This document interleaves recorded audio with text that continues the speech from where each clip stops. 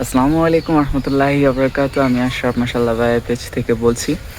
আজকে ছাদে আসলাম, বাইরে যে পরিমাণের বৃষ্টি আর কিছুদিন ধরে তো অনেক বেশি রোদ হয়েছিল, গরম পড়ছিল, যার জন্য হয়তো এখন বেশি পরিমাণে বৃষ্টি হচ্ছে। সে রাত থেকে বৃষ্টি হচ্ছে, তো এখন একটু থামছে, তাই ভাবলাম যে একটু ছাদে আসি।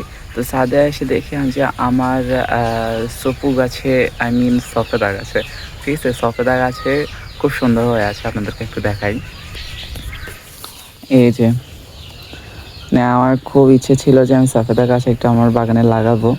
তো আলহামদুলিল্লাহ আল্লাহ মিলাইও দিছে যে একটা গ্রুপ থেকে আমি এটা গিফট পেয়েছিলাম। মাশাআল্লাহ এত সুন্দর দেখতে লাগছে এই গাছটাকে।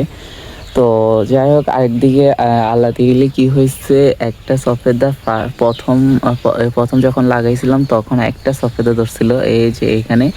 এখন ওইটা বড় হইতে হইতে দেখতে পাচ্ছি যে এখানেও ফুল চলে আসছে অনেকগুলা।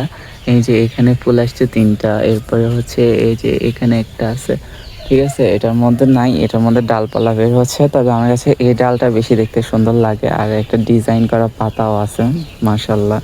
এই যে তবে মানে এই ডালটা দেখতে বেশি সুন্দর লাগে অন্যান্যগুলা থেকে, এটা বেশি সুন্দর লাগছে। এটা থেকে চারদিক থেকে ডাল বের হয়েছে, মাশাআল্লাহ।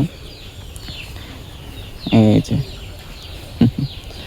এবার এটা হচ্ছে থাই 12 মাসি থাই সফেদা, যার জন্য এখানে একটা সফেদা থাকতে থাকতে আবার অন্যদিকে ফুল চলে আসছে। মাশাআল্লাহ খুব ভালো একটা জাত এটা। তবে দেখা যাক এবার মানে খাইতে কেমন হয়।